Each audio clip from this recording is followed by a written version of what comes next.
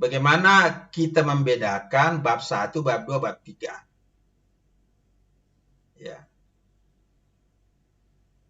Ada yang penting juga saya mau sampaikan. Sebelum kita melakukan sesuatu, pasti kita punya ide atau gagasan. Sebelum saya menulis makalah, sebelum saya menulis disertasi, pasti ada sesuatu di pikiran saya yang ingin saya sampaikan. Tidak mungkin tidak ada. Kalau Bapak tidak jelas pesan yang mau disampaikan, otomatis bikin makalah bingung. Otomatis bikin disertasi bingung. Nah, kalau saya dapat mahasiswa seperti ini, baik S1 sudah mau posting, langsung saya tanya, apa sebenarnya yang kau mau sampaikan kepada dunia? Apa sebenarnya yang kau inginkan? Tadi Pak Sofyan bilang, ternyata dalam Islam, itu punya nilai-nilai dalam menyampaikan pesan. Nah, saya tanya lagi, Pak Sofyan, menurut Bapak nilai-nilai apa yang paling menonjol, yang paling menarik? Menurut Bapak? Ya, apa, Pak Sofyan? Iya, yang saya temukan memang dalam prinsip jurnalistik ini dalam penyampaian risalah ada kebenaran, betul Ustaz yang disampaikan, ada nilai-nilai kebenaran, ada amanah. Oke. Itu yang saya tangkap bahwa Dua aja. menyampaikan sementara itu yang saya tangkap, Ustaz. Berarti di sini kita sudah dapat idenya. Berarti nanti di sini fokus pembahasannya pertama bagaimana menyampaikan pesan secara benar, yang kedua bagaimana menyampaikan pesan secara amanah. Ini rumusan 1, rumusan 2, kan sudah ketemu. Nah, jadi nanti judulnya, misalnya kita bikin judul, prinsip jurnalistik Islam berdasarkan kebenaran dan amanah. Atau prinsip kebenaran dan amanah dalam Islam. Dalam jurnalis Islam. Sudah ketemu judul, ketemu rumusan masalah. Terus teorinya gampang. Ketemu rumusan masalah, teori gampang. Saya katakan, rumusan masalah adalah teori. Kalau kita rumusan masalah kebenaran, harus pakai teori kebenaran. Kalau kita bicara amanah, harus pakai teori amanah.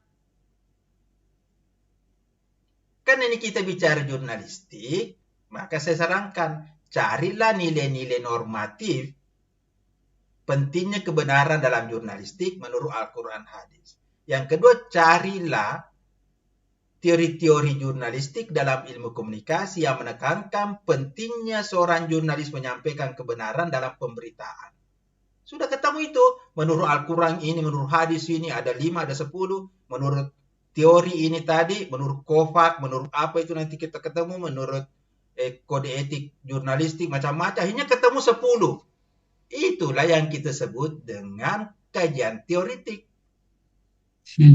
Bab 1. Susahnya di mana? Bab 1-nya apa masalahnya bab 1? Misalnya ini teman-teman sulit sekali membuat bab 1. Sudah kita ketemu. Menurut Al-Quran, teori kebenaran itu ada 5. Menurut hadis ada 5. Menurut teori jurnalistik ada 5. Berarti ada di situ kita bikin poin-poinnya. Ada 10. Terus rumusan masalah keduanya juga mengenai teori amanah juga begitu. Bab 1 sudah oke. Terus bab 2-nya gimana Pak cara bikin? Nah, kita mulai mikir. Nah, di sini. Kalau kita masuk bab 2 itu kita sudah mulai mikir. Kalau bab 1 tadi itu kita cuma menyeleksi. Mencocokkan, menyeleksi. Tapi bab 2 ini kita sudah mulai mikir. Ini banyak sekali teori. Ya. Nah, terus saya tanya. Ini kan semua teori penting.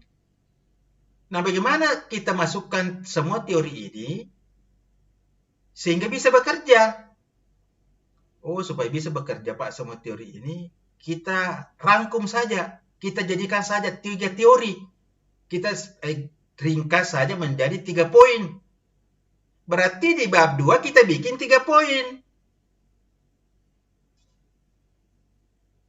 Nah, poin 1 kita ambil tadi dari teori 1, teori 2, teori 3. Kita jelaskan. Menurut Al-Quran, menurut hadis, menurut teori ini, bla bla bla. Tapi pada hakikatnya, semuanya ini memerintahkan kita untuk mencari sumber yang benar, mencari isi yang benar. Jadi kita sudah tulis itu, menemukan sumber yang benar. Oke, terus yang kedua, proses yang benar. Yang ketiga, penyajian yang benar. Kan ini beda bab 1 dengan bab 2. Bab 1 itu tadi banyak sekali teori, bab 2-nya tinggal tiga konsep. Yaitu bagaimana menemukan sumber yang benar, bagaimana kita memproses yang benar, bagaimana menyajikan yang benar. Ya, itu kan tidak ada dalam teori tadi. Iya. Ya kan? Nah, terus saya tanya lagi, ini ada 3. Bagaimana caranya ini bekerja? Oh, ini supaya ini bekerja, Pak, kita kasih dulu ini sumber dulu di atas. Oke. Proses, baru proses. Oke. Baru penyajiannya. Penyajian. Kira-kira prosesnya apa? Oh, ini Pak proses yang penting yang saya jelaskan di bab 2. Kemudian Bapak kumpulkan yang 3 itu, letakkan yang sumbernya di atas, kemudian prosesnya, kemudian penyajiannya, kemudian Bapak mungkin kasih panah-panah. Itulah yang disebut novelty. Jadi sebenarnya novelty itu gampang. Asalkan kita paham landasan teoritik, setelah kita analisisnya itu kita gabung antara teori, fakta, fenomena, dan seterusnya, kemudian kita kasih keluar lagi sebagai satu ide-ide. Maka itulah novelty. Gampang toh? Pak Sofian? Ketawa-ketawa Pak Sofian. Salah. Gampang. Saya gembira, mudah-mudahan bisa diterapkan pelan-pelan. Karena itu, kan saya sudah bilang bikin bab 1 2 halaman. Bikin saya situ ayat-ayat, jenis-jenis apa. Bab 2 kemudian Bapak Ibu bikin situ poin-poin penting. Kemudian bab 3-nya Bapak bikin bagan dan penjelasan. Sudah jadi itu Pak, bab 1, bab 2, 3. Kajian teori, analisis, novelty. Susahnya di mana? Jadi caranya begitu Pak Sofian, ya. Jadi tidak usah bingung-bingung. Siap, Ya. Tidak usah bingung-bingung Pak. Gitu aja caranya. Pertama kita petakan teori-teori yang kita mau pakai sesuai dengan ide yang kita mau sampaikan kepada dunia. Ternyata ada 10 teori yang berkaitan, baik itu dasar normatif Quran, hadis maupun dasar teoritiknya. Tidak apa-apa. Biar ada di situ 20 teori, tidak apa-apa. Tidak apa-apa, tulis saja di situ semua. Ya, makanya itu kalau kita menulis tinjauan pustaka atau tinjauan teoritik itu padat sekali. Mungkin ada 200 buku di situ, tidak soal. Ada juga biasa bingung, Pak ini terlalu banyak teori kita tulis bagaimana? Ya tidak masalah. Yang penting kita paham, nanti kita pakai induktif, kita pakai deduktif, kita pakai dialektika untuk memeras itu. Itulah modus berpikirnya kita. Menjadikan dia 3, menjadikan dia 5, menjadikan dia 7. Gampang sebenarnya. Karena itu kenapa saya tekankan ini kompetensi keilmuan. Jadi gampangnya begitu Pak. Ya. Gampangnya begini lagi ya. Sebelum kita diskusi. Sebelum Bapak bikin onde-onde ya. Anda cari dulu resep-resep onde-onde. Bapak ini kebetulan suka onde-onde. Terus Bapak cari resep onde-onde. Oh, ternyata dari hasil penulisannya Bapak ada 10 resep onde-onde. Ya. Ada 10 resep onde-onde. Itulah kajian teoritik. Ya. Jadi resep-resepnya itu kita tulis. Kemudian Bapak ke pasar. Bapak ke pasar Todopuli dekat rumah saya sini. Ternyata yang dijual ada 5 onde-onde. Ada rasa pandan, ada rasa stroberi, ada rasa coklat. Bapak beli semua itu onde-onde. Sambil tanya-tanya ke penjualnya. Bagaimana sih Bu caranya kita bikinnya onde-onde rasanya? Itulah kita penelitian, observasi, ngambil data. Ya kan? Pulang ke rumah, onde-onde itu tadi yang 5 kita coba. Kayaknya ini onde-onde rasa pandan, pandannya bagus, tapi ini gulanya kurang. Nah, kita catat. Onde-onde rasa pandan, pandannya bagus, gulanya kurang. Ini lagi yang rasa stroberi, ini terlalu manis. Itu kita catat. Terus Bapak mikir, ini menurut teori, menurut resep, ini begini. Di lapangan begini. Terus Bapak mikir, saya mau bikin onde-onde yang rasanya manisnya pas, harumnya pas, gulanya pas, tidak terlalu kental, tidak terlalu cair. Oh, berarti tadi ini onde-onde yang terlalu cair, itu kita tambah sedikit tepungnya.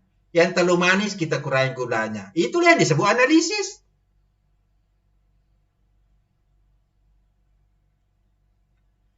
Kemudian Bapak mengatakan, oke, untuk bikin onde-onde yang bagus, gulanya itu hanya 2 mili. Tepungnya 1 ini, airnya sekian-sekian. Itulah yang disebut novelty. Ya. Apalagi yang Bapak bingung. Akhirnya nanti kesimpulannya Bapak bikin satu onde-onde yang manisnya pas, harumnya pas, tidak terlalu lembek, tidak terlalu lunak, sebagai hasil perpaduan antara teori yang sudah Bapak tadi catat dengan hasil observasi penelitian data di lapangan. Dan setelah Bapak coba. Nah, siapa yang mau bantah itu? Kalau saya mengatakan, inilah onde-onde yang terbaik di dunia. Terus pengunjung mengatakan, siapa bilang? Bilang, saya sudah teliti, Pak. Saya sudah teliti di buku, ada 10 resep onde-onde, dan saya sudah teliti di 10 pasar, ada 50-20 macam onde-onde. Setelah saya coba, inilah onde-onde yang saya hasilkan. Penguji tidak bisa bantah. Kenapa penguji tidak pernah makan onde-onde yang ada di pasar? Karena itu, Pak, kalau kita meneliti dengan konsep yang terapkan, itu Bapak tidak bisa dibantah. Ya, percaya aja. Siapa yang mau bantah Bapak? Karena Bapak di samping menguasai teoritik, Bapak menguasai lapangan, dan Bapak perlu analisis. Dan itu yang menghasilkan novelty. Begitu ceritanya. Bagaimana Bu Fatimah? Kan gampang. Ya, bikin onde-onde saja saya jelaskan. Bagaimana membuat onde-onde dengan 3 kompetensi keilmuan. Oke? You understand?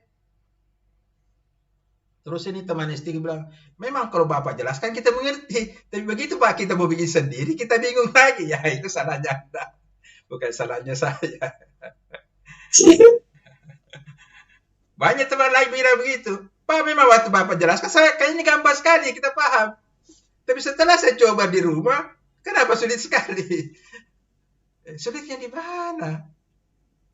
Cari saja teori 10, teorinya Bapak baca, kemudian Bapak peras-peras jadi 3, jadi 4, pakai induksi, pakai deduksi atau dialektika, trial and error, terserah. Kemudian dari situ nanti Bapak coba gabung-gabung atau urut-urutkan itu tadi yang sudah Bapak temukan, sudah jadi novel. Gampang itu, Bu. Ya, gampang. Karena itu Bapak jangan sepelekan ini kompetensi keilmuan, karena ini sudah lama saya pelajari, Pak. Ya. Ini sangat berguna. Bukan hanya untuk kuliah. Ini sangat berguna nanti kalau Bapak sudah menjadi seorang ilmuwan, menjadi seorang doktor. Kembali nanti ke tempatnya, kita terapkan lagi 2 dari 5 kompetensi keilmuan, yaitu aplikasi dan pengembangan. Itu kalau sudah kembali aplikasi.